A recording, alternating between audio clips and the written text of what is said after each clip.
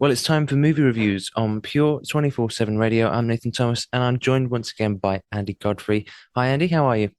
I'm good, Nathan. Yeah. Last week I was suffering a little bit, if you remember, from cold turkey because I hadn't been to the cinema all week. Yeah, I've actually managed to go twice this week. So the shakes have calmed down. I'm feeling a little bit healthier. My blood pressure's calmed down a little bit. I'm glad to hear it. It's a weird week if I don't get to the cinema, I tell you. Getting withdrawal symptoms. Withdrawal symptoms, exactly. But thankfully, those pains have been put to rest this week. So we've got a few things to talk about. Actually, we've got some good news to begin with.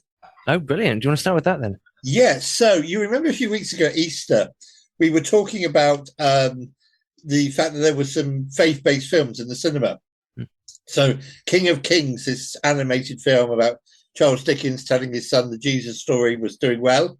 And also The Chosen, the TV series, which was, they'd taken some episodes and put them in the cinema. That was doing well. Well, I really need people to mark their diaries because this weekend only, The Chosen is back in cinemas.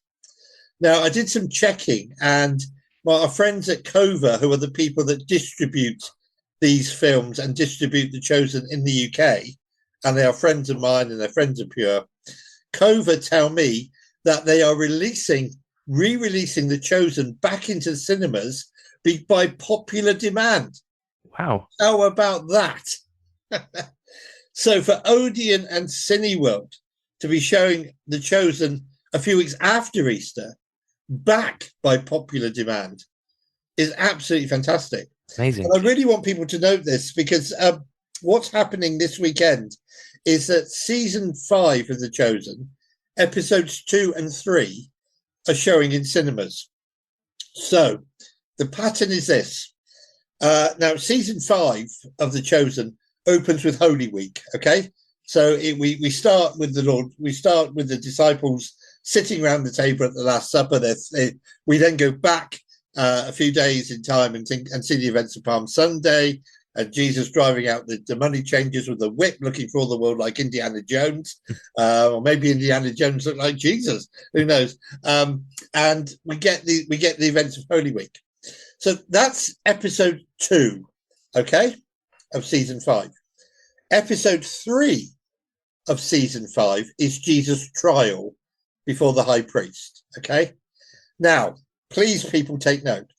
Today and tomorrow, cinemas, including Cineworld and Cineworld here in Milton Keynes, are showing episode 2 of season 5 of The Chosen. So that's the events of Holy Week, okay? They're showing it today and they're showing it tomorrow, Saturday. Then on Sunday and Monday, they are showing episode 3. Now, this wasn't shown in cinemas a few weeks ago, okay? They are showing the trial of Jesus in cinemas. And I really want people to The Chosen did so well a few weeks ago at Easter that they have brought it back by popular demand. If we can motivate people, if we can mobilize people, if we can get people out into the cinemas today or tomorrow or Monday or Sunday or Monday to see The Chosen, this has got so much potential.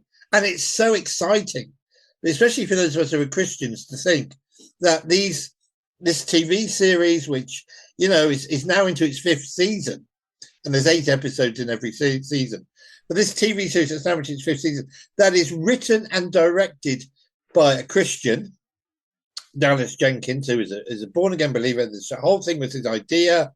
He writes the scripts, he directs.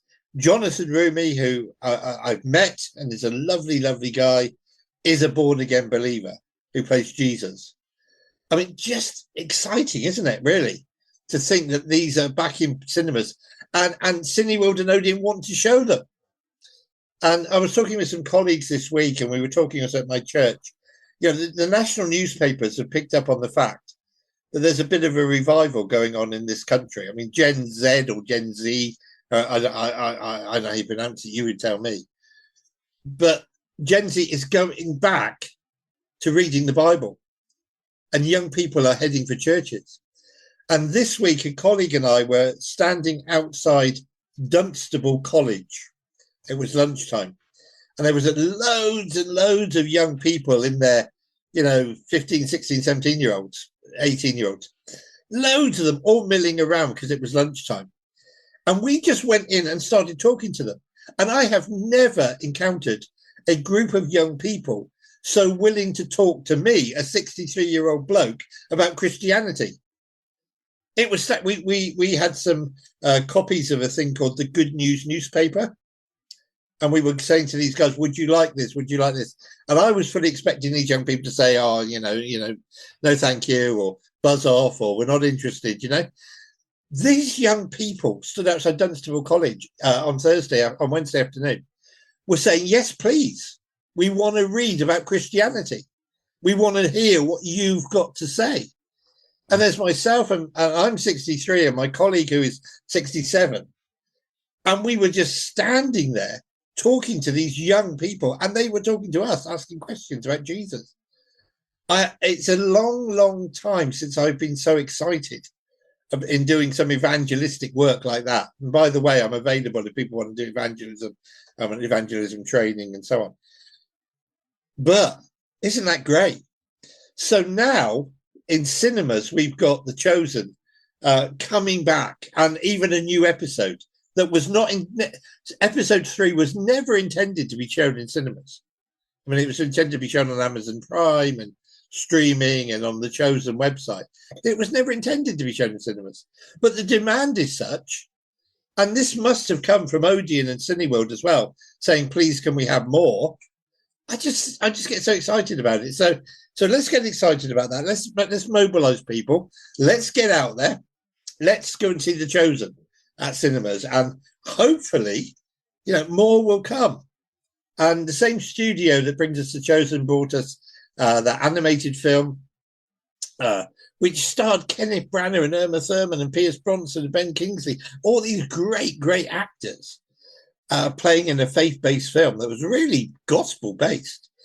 So, the future's really quite bright for faith-based cinema. And so I was excited when I got the email from Cova, from our friends at Cova who distribute these things, saying, by popular demand, we're bringing The Chosen, and we're bringing a new episode of The Chosen to cinemas. Wow.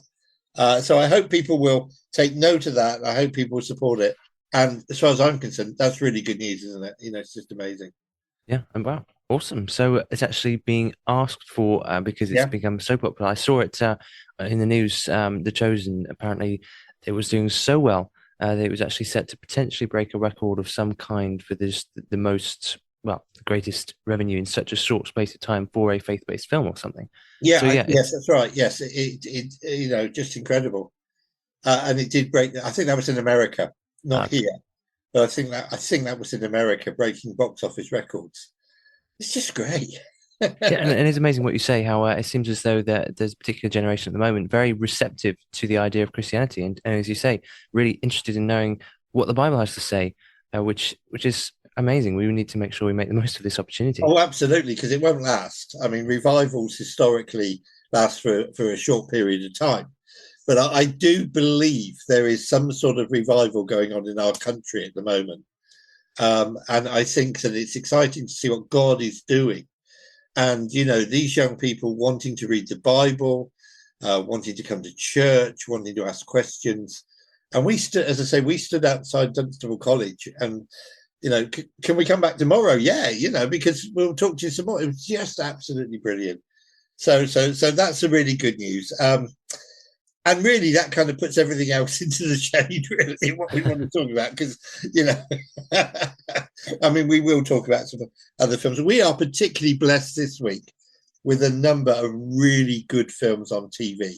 Okay. But we'll come to those in a moment. So, shall we just move on? And I don't really want to, because it's a real downer after that. We'll move on to a couple of films that I've seen, shall we? Go on then. Quickly. So last week, if you remember, I said that there was a new Nicolas Cage film coming out called The Surfer. Nicolas Cage is one of those actors who plays weird and wacky roles. He's an over-the-top, extravagant actor. He even made a film about himself a few years ago in which he was a fan was stalking him, you know, and it was it was called Being Nicolas Cage. The film was called Being Nicolas Cage, and it was quite funny. It was a bit of self parody, you know, at the fact that this actor is so over the top, and he stars in action films and he stars in weird films. In this one, which is called The Surfer, he plays a professional surfer, okay, who returns home after many years to Australia. And he's got his young son with him. And he goes down onto the beach where he learned to surf. And above the beach is a house. And it's a house he grew up in. And he says to his young son, I'm retiring. I'm going to buy that house overlooking this bay where I learned to surf, and I'm going to teach you to surf. Okay? His young son, not really interested. He's a teenager, doesn't really, but okay, to keep dad happy, I'll go surfing. As they change and walk down onto the beach, they are met by a man who says, very sorry, you can't surf here. And Nicolas Cage says, what are you talking about? Of course I can surf here. This is a public beach. This is where I grew up. You know, I'm going to buy that house up there. Of course I can surf here. No, says the man. If you're not local, you can't surf here. And he gets turned away. And what we discover is that a gang, almost like a religious cult of weird surfers who've got some really weird beliefs, have taken over the beach and have taken over the town. And that everybody is in fear of these young men because they have taken over the beach, they've taken over the town, and they are just beating up and they are driving away anybody who they don't like, basically. One of the things they do is they wreck Nicolas Cage's car. Now, his son's got a bike, so he gets away, but they wreck Nicolas Cage's car. They take his wallet, they take his phone.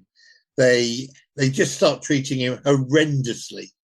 They start treating him really badly, to the point, and long story short, where he becomes a shriveling wreck, okay, of a man. They beat him up, they take his phone, they take his wallet, they steal his car, and eventually he realizes that the only hope he's got for survival, being trapped because they've taken his car, they've taken his phone, is to join in with them. Now, that's as far as I want to tell the story, okay? This is a very weird film. This is a film that from the outset looks like it was made in 1970. It's got a real sheen on it. It's got like a glow on it that makes it look like it was filmed in the 70s. It's got a soundtrack right out of the 70s, a sort of pop music soundtrack that makes it sound like the 70s. It looks like the 70s. It feels like the 70s. It's a real throwback of a movie. I enjoyed it. I enjoyed it because of the way the story unfolds and because of the way the story resolves itself at the end. And I'm not going to tell you how it resolves itself. It's called The Surfer. It is a 15 certificate, but it's really, really good. It's really just an unusual film, an unusual story about a guy being hounded, being persecuted. There was a film that came out in the early 70s called The Wicker Man, about a policeman who was investigating a strange cult on a Scottish island. It kind of reminded me of that because that policeman gets taunted and persecuted and beaten up and so on and so forth. It kind of reminded me of that. It is an entertaining film for what it is. And I quite enjoyed it. It's called The Surfer. The other film I saw at the cinema this week is a film called Final Destination Bloodlines. If you remember, we talked about this last week. This is a series of films that came out in the early to mid 2000s. Films about people having premonitions of disasters, okay, and being able, therefore, because they have a premonition of the disaster before it happens, to save people's lives. However, the lives of the people they saved who would have died are then haunted by death, and death comes for them and they die in particularly weird and horrible ways. This one, we start in the 50s. We see a young couple. They are going up in a brand new skyscraper that's been built. It looks a bit like the Seattle Tower. It's a sort of very narrow tower with a big revolving restaurant at the top. And it's opening night for this restaurant, for this new restaurant. The young man's got tickets. He wants to impress his girlfriend, take her up the top and give her a nice meal. And he's actually going to propose to her. And while he's proposing to her, she has a premonition. And she has a premonition that this whole thing, which is 500 feet up in the air, is going to collapse and that everybody's going to die, including herself. And basically, there's a dance floor which is glass, and she has a premonition that the glass is going to crack and everybody's going to fall through and die. And she races into where the band's playing. She grabs the mic and she says, "Everybody get off the dance floor. The glass is going to crack." Okay. And lo and behold, the glass cracked and she saves everybody's life. But, of course, that's pre-credits. And what happens is that the lives of the people she saved start to die in weird and wonderful ways. In order to save herself, she becomes a recluse. She cuts herself off from her family. She goes to live in a barricaded cabin in the woods and basically cuts herself off from her family. However, her granddaughter has a vision and sees what would have happened in the tower. And she feels death is now coming for the family. It's long, it's complicated, it's not very good. It stretches the concept too far. I've got some friends who really enjoyed it. I didn't particularly, because I thought this is just... In the earlier films, somebody had a premonition, they saved lives, and then they had to save their own life. In this, somebody has a premonition, the granddaughter ends up saving. It's stretching the concept too far across generations having the same vision. I didn't get it. It didn't work for me. Not very exciting, but it's on at cinemas. So those are two at cinemas. The Surfer, which I enjoyed. Final Destination, which I didn't enjoy because I just thought it was stretching this concept too far. A couple of films out at cinemas today. We got a film called Hollow Road, which is a thriller. These are ones I haven't seen yet. They're out today, so I'm just flagging them up for people. A young couple get a phone call from their teenage daughter who is driving home and says, "Mum, I've just hit a pedestrian. I need you to come and get me. I'm in a mess." Okay. As they drive towards where their daughter's told them she is, weird things start happening. That's all I know. That's all I'm going to say. Weird things start happening. It's called Hollow Road. It's a thriller. It's out today. Also out today is a film called Hurry Up Tomorrow. And this is a film about a musician,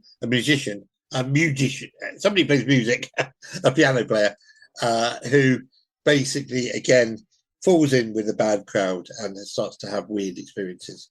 So those are out today. I want to mention a couple others, if I may, because we are really blessed this week with TV films. So for people who maybe can't afford to go to the cinema, splash out, go see The Chosen, get the church to buy your tickets, folks, okay, for The Chosen. So there's some really good films. So first of all, on Saturday night on TV, there's a film called The Boys in the Boat. Now, for people who like Chariots of Fire and remember Chariots of Fire, this is a must. This is about the Olympics that were held in Germany in the 1930s, the ones that Hitler presided over. It's about the American rowing team, and it's great. It's just great. It's directed by George Clooney, stars George Clooney. Basically, it's the story of how the rowing team get together. They are not from one of the big colleges in America. They're not from Harvard or Princeton or anything like that. They get together. They form a rowing team. They end up representing America in the 1936 Olympics and being cheated, actually, because Hitler arranges for Germany to have a better lane. And that's actually factual.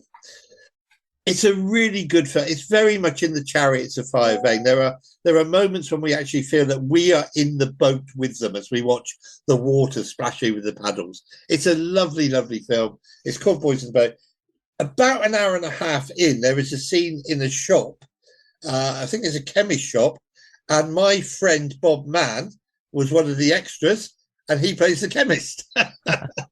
Bob is on BBC Radio Solent, and he actually has got his name checked on the back of my book because he read it and reviewed it for us. Bob is in this film. Blink and you'll miss him. I've seen it twice and I've missed him both times. So I promised him that this week I will watch it, I will tape it, I will slow it down, when it gets to his scene. Really, really good. Boys in the Boat, do watch it. Another film that's on Netflix, which I think is really, really enjoyable, is a film called Miracle Club. And this is based on a true story of a group of ladies from the north of England, a village in the north of England, who decide to go to Lourdes. One of them needs a miracle. We know the waters in Lourdes at the monastery there are supposed to contain healing powers. It's where Mary supposedly appeared to a young girl. And these women from a village go off. And the funniest thing about this is on Netflix, is that the men in the village are waving them off. And as they wave off, one of the guys goes, "Who's going to do the cooking?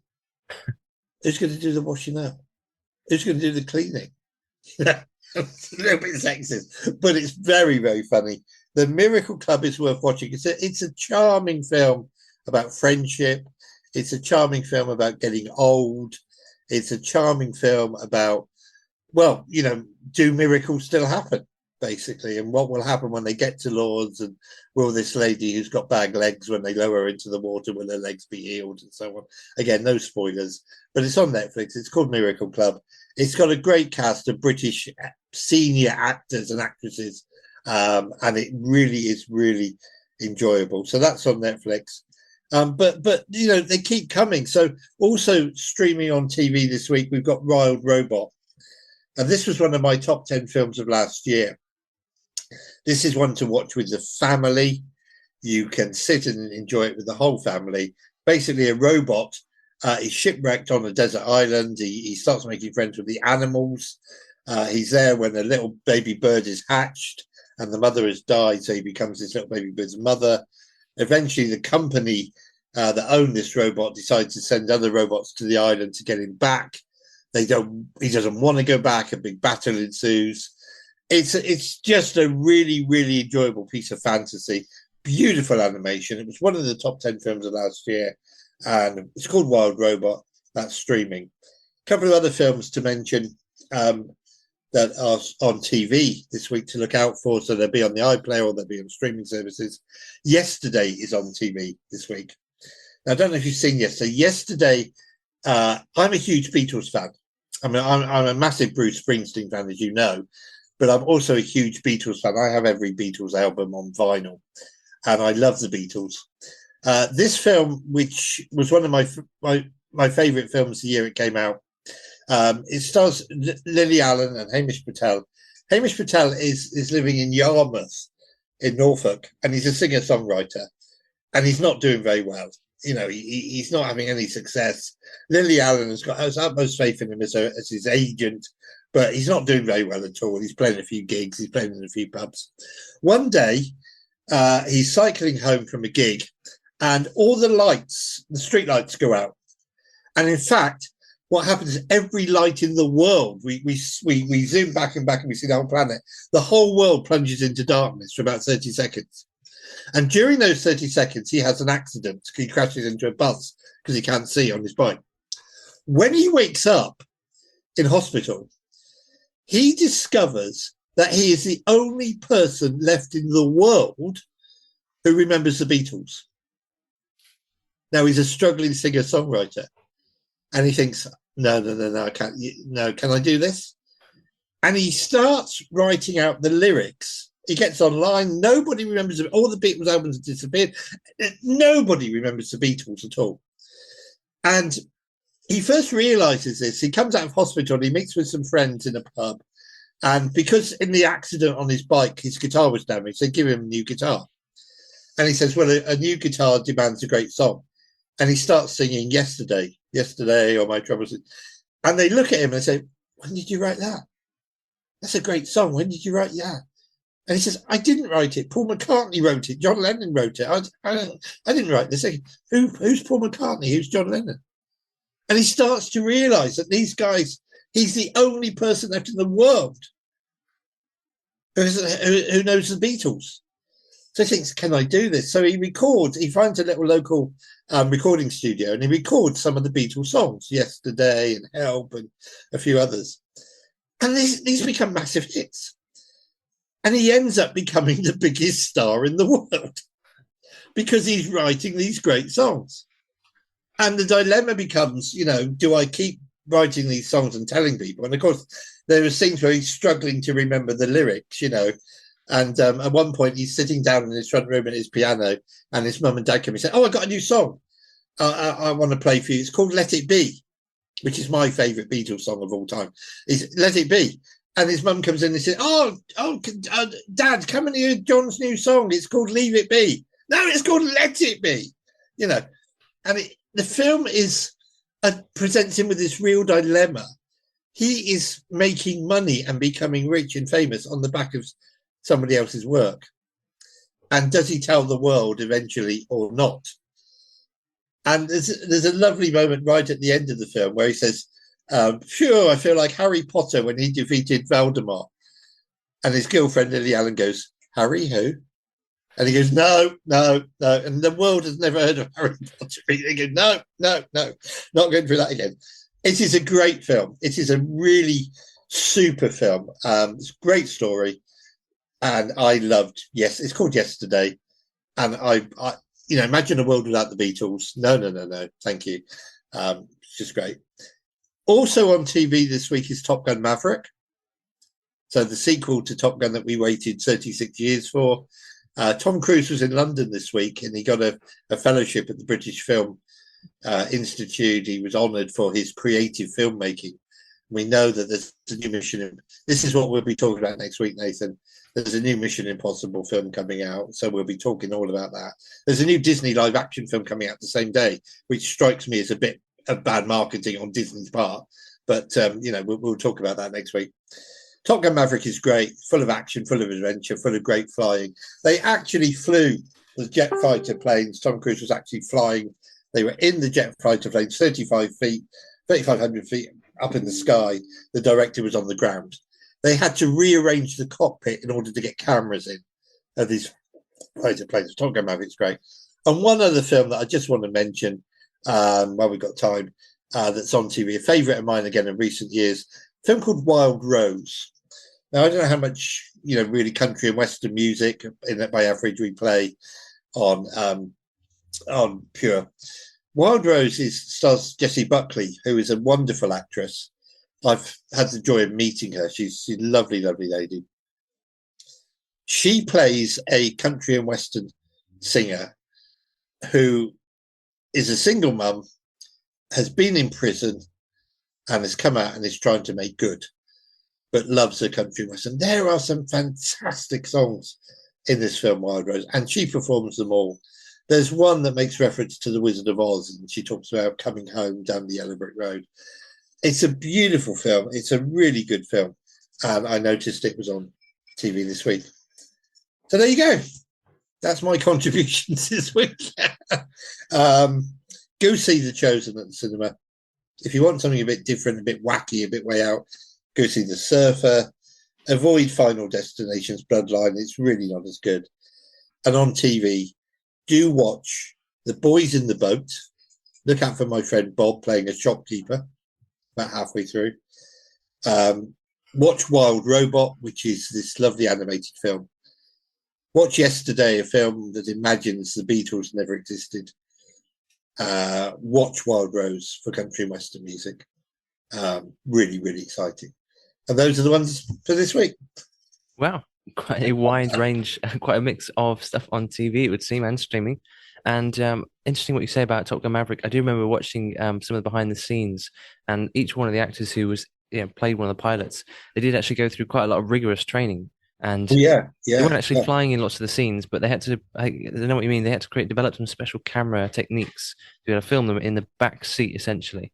So it was as though they were flying the actual plane, which is quite impressive. I mean, amazing. And Tom Cruise insisted on, it looking real and being real. Yeah. And so the director was on the ground and they're, 35,000 feet up in the air, flying these planes. And it is exciting and it is tense. And it's a good sequel, I mean, if you're going to wait 36 years for a sequel, make a good one, you're right. You're absolutely right. Top Gun Maverick was really well done. but it is on TV this week. These things don't look as good on TV as they do on the big screen. I have to say they were made for the big screen. Yeah. But our TVs are getting bigger in many people's homes, and many people have got the surround sound, so you can still enjoy it. Yeah. Brilliant. Well, thank you so much, Andy, for all these great movie reviews. Look forward to speaking again soon. Have a great weekend. Yeah, and we'll soon be talking about the final Mission Impossible film. Yeah. I hope you have a great weekend as well, Nathan, and God bless you, and God bless Pure, and God bless everybody. Everybody listening. Thanks, Andy. Here at Pure 24/7 Radio, we have had the privilege of speaking to some amazing people with amazing stories. Now, what about, I thought I'd go a bit further, what about goat and sheep's milk? Yeah. Becoming quite popular. Very similar to cow's milk. So we don't use it in the first year of life, you can afterwards. And their nutrient profiles, how good they are, is pretty similar to cow's milk. Allergenicity, how often do they cause allergies? About the same. They're a bit more expensive sometimes. It's pretty equivalent. Yeah, we're really excited, especially excited for Josh because it's his first book and he's really passionate with that Gen. Did you say Gen Z or Gen Z? I've heard it said I don't know. I'm too old. I don't know. Yeah, we're not in that age category, so we've not got a clue what they're called. It's a pot boiler. It's a good, exciting popcorn thriller. I didn't think it was anything too special, but I think watching it at home, people will probably enjoy it more than I did going to the cinema to see it. Really good film.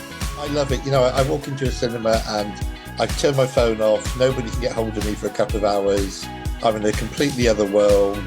Every single time I go to the cinema, and for me, it's like going to Oz. It's like going to another world and escaping and relaxing, and I thoroughly enjoy it. If you have missed any of these interviews or would like to hear them again, you can. Simply head over to our catch-up section at www.pure247radio.org. That's www.pure247radio.org.